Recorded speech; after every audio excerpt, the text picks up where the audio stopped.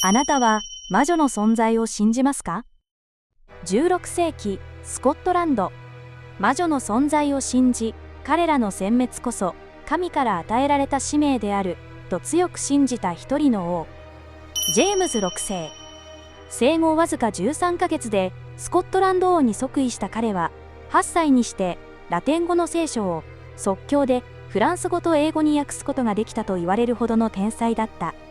算術、地理学、天文学に弁証法、あらゆる学問に精通した彼は、時代の有識者からもその博識ぶりを認められるほどだった。エリザベス1世の死後、イングランド王位を継承し、史上初めてグレートブリテン島全土を支配下に置いたジェームズ。その名は現代まで伝わるイギリス国旗の愛称、ユニオンジャックの由来とも言われる。そんな彼が悪魔の使いとして魔女を恐れ、国中を暗黒の恐怖で満たすことになった理由とは一体何だったのか。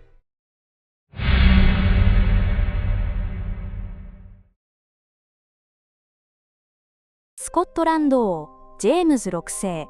後のイングランド王ジェームズ1世は、母メアリー・スチュアートと彼女の2番目の夫ダーンリー卿ヘンリー・スチュアートの長男として生まれました。しかし生後数ヶ月で父は謎の死を遂げ、母メアリーは父殺害の容疑者と再婚したことで退位を余儀なくされます。こうして生後わずか13ヶ月のジェームズはスコットランド王に即位。しかしゆりかごから政務を取れるはずもなく、母メアリーの異母兄マリハク・ジェームズが摂政となりました。生まれながらの王でありながら、彼の前半生は驚くほど波乱に満ちています。最初の摂政であったマリハクは母メアリーの支持者により暗殺され、次の摂政となった父方の祖父レノックス伯魔衆もメアリー派の反乱の中で死亡。3人目の摂政マーハクもジェームズが6歳の頃に亡くなります。マーハクは毒殺されたとも言われ、4人目の摂政になったのは毒殺犯の疑いのかかるモートン伯ジェームズ・ダグラスでした。15歳の頃には彼自身ガウリ伯により誘拐され、留守便場に囚われの身となります。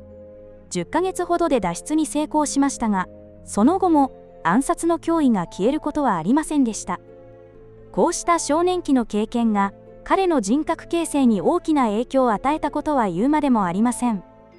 ジェームズは非常に神経質で、人を簡単には信用しない猜疑心の強い男性へと成長していくのです。また近年の研究では、ジェームズがレッシュナイハン症候群を患っていた可能性が指摘されています。実際に6歳を超えるまで歩くことができなかったとされ、大人になっても常に誰かの肩を借りて歩いていたと言われています。舌が異常に大きく、喋り方や食べ方にも違和感があったとされ、こうしたことから下品で暗愚な王だったと語られることが多いようです。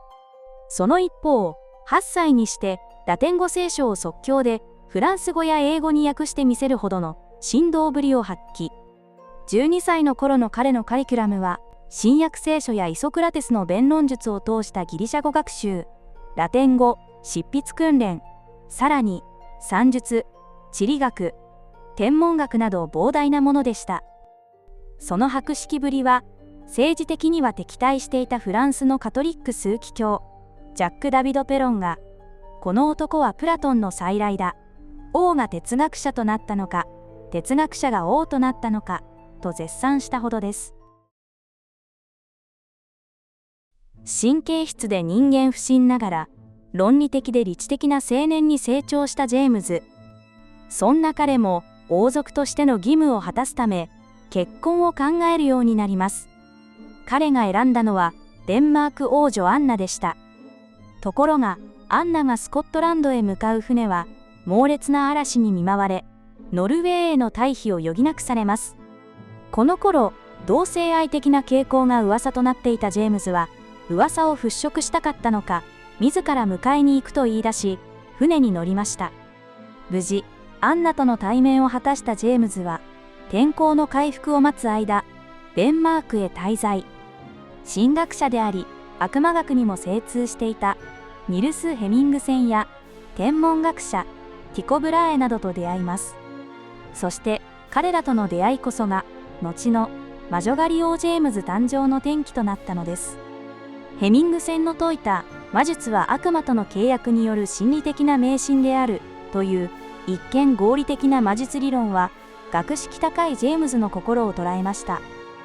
ヘミングセンは魔術とは迷信であり、魔女が集会を開いたり空を飛んだりといったことが実際に起こるわけではなく、それらは悪魔が見せる幻想に過ぎないと説いたのです。そしてそうした悪魔との契約こそが神に背く行為であり、すなわち犯罪であると主張しました。この考え方は後のジェームズの思想形成に大きな影響を与えることになります。デンマークで数ヶ月を過ごしたジェームズは新婚の妻アンナと共にスコットランドへの帰路につきました。しかしその道中、再び大きな嵐に見舞われてしまいます。2人はなんとか無事にスコットランドへ帰還することができましたが、この出来事はジェームズの心に深い疑念を刻みつけることになります。魔女が自分と妻の命を狙っているのではないか。こうしてジェームズは帰国直後から大規模な魔女狩りを敢行します。その結果、ジェームズとアンナを暗殺しようとしたとして、100人にも上る女性たちが尋問を受けることとなったのです。そんな女性たちの一人、ギリダンカンは、病を癒す力があるとして、魔女の疑いをかけられ、拷問の結果、大暗殺への関与を自白してしまうのです。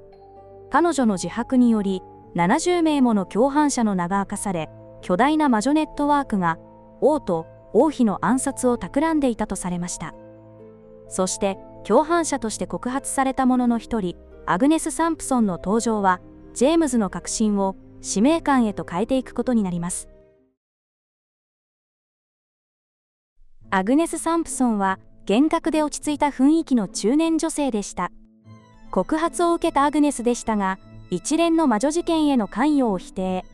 彼女は、頭髪をすべて剃られた上、激しい拷問を受けることになりました。そして、なんと、ジェームズは、ホリールードハウス宮殿で、自らアグネスを尋問することにしたのです。こうしてアグネスは、アンナの船団がデンマークを出港した際、彼女の命を狙って、大規模な呪いの儀式を行ったと供述。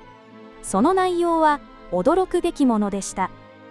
まずは、捕らえた猫に、アンナの名で洗礼を施し、死んだ男の生殖器および獅子をその足に縛り付けます。そしてその猫を海上へ連れて行き、そのまま波の中へ投げ入れるというもの。この儀式によって前代未聞の大嵐が巻き起こったとされたのです。アグネスはジェームズのデンマーク行きも同様に妨害しようとしたと供述。さらにジェームズとアンナがスコットランドへ向けて出発すると、今度はサタンが現れ、霧を起こし、王の船を難破させ、イングランドへ送ってやろうと告げ、海に飛び込んだというのです。目撃者によれば、サタンが飛び込んだ場所には、霧と蒸気が立ち込めたといいます。ジェームズは、当初、彼女の話に懐疑的でした。しかし、彼女が何かを耳打ちすると、突然怒り出し、彼女を嘘つきと罵りました。アグネスが耳打ちした内容の詳細は伝わっていないものの、ジェームズとアンナの結婚初夜に関わることであったとされます。ジェームズはこれにひどく驚きうろたえ、悪魔の仕業に違いないと信じたのです。さらにアグネスは裁判の場で、サタンはジェームズをこの世で最大の敵として憎んでいると証言。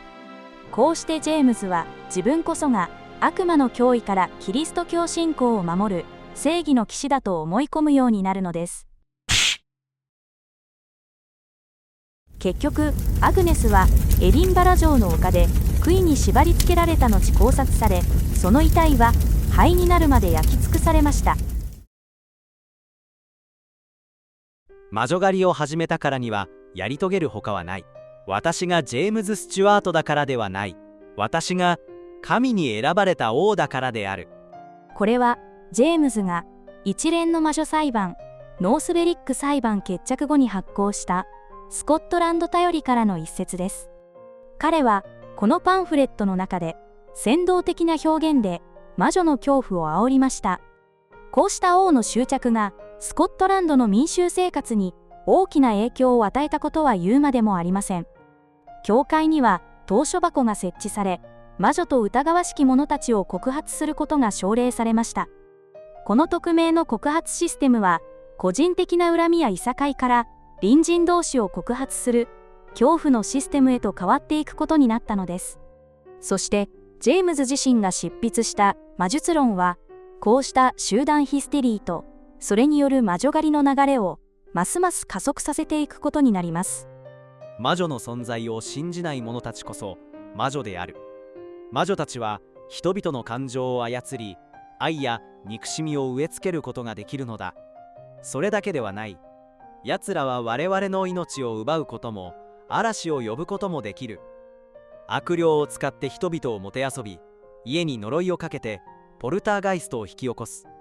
人々に悪霊を憑依させ、完全に支配下に置くこととて可能なのだ。こうした悪魔の支配を抜け出すためには、魔女を見つけ出し、捕らえて処刑する以外に方法はない。奴らを神への生贄に捧げることによってのみ、犠牲者の呪いを解くことができるのだ。魔術は神への反逆罪である。したがって、拷問や処罰は全て正当な行為である。魔女たちからの報復を恐れる者は覚えておくといい。逆襲を恐れ、生ぬるい処罰を下す者に災いが降りかかるのは、その怠惰ぶりに神がお怒りになるからだ。あらゆる国で認められている法、神の法にのっとり、熱心に魔女たちの調査と処罰を行えば、神はその崇高な行いがサタンにより妨げられることのないよう守ってくださるのだ。また、無実の人間が魔女の嫌疑をかけられ、ひどい中傷にさらされることなど、神がお許しになるはずがない。この主張をそのまま受け取れば、魔女を信じなければ魔女として疑われ、魔女として疑われるのは魔女だからであるということになります。この逃げ場のない論理はスコットランド、後にはイングランドでも魔女迫害を行う者たちに正当性と確信を与えました。こうしてスコットランドでは16世紀半ばから18世紀半ばにかけ、実に数千人もの人々が魔女として処刑されたと言われています。生まれて間もなく父を亡くし、母からも引き離され、ゆりかごの王として即位したジェームズ6世。度重なる命の危機にさらされ、神経質で人間不信な男性へと成長した彼は、その学識と知的好奇心も相まって、魔術論へと傾倒していきました。彼の理論的な主張は、魔女迫害を行う者たちに確信と正当性を与え、魔女狩りの恐怖を加速させていくこととなったのです。最も恐ろしいのは、悪意を持って行われる犯罪ではなく、それが正しいと信じて疑わない、正義の暴走なのかもしれません。こうして、スコットランドで燃え広がった魔術への恐怖は、ジェームズのイングランド王即位とともに、イングランドにも伝播していくことになったのです。遺伝的疾患を抱え、何度も命の危機を乗り越えてきたジェームズ。彼の異常なまでの魔術への恐怖や正義への執念は、その生い立ちと深く関わっていたのかもしれません。あなたは、ジェームズはただの暗愚な王だったと思いますか？それとも、孤独と苦難を魔女との戦いで乗り越えようとした悲しき王だったと思いますか？ぜひ、あなたの感想を聞かせていただけると嬉しいです。このチャンネルでは、最新の研究や専門書に基づき、歴史の裏側に隠された真実に迫ります。動画が気に入ったら、いいねやチャンネル登録していただけると嬉しいです。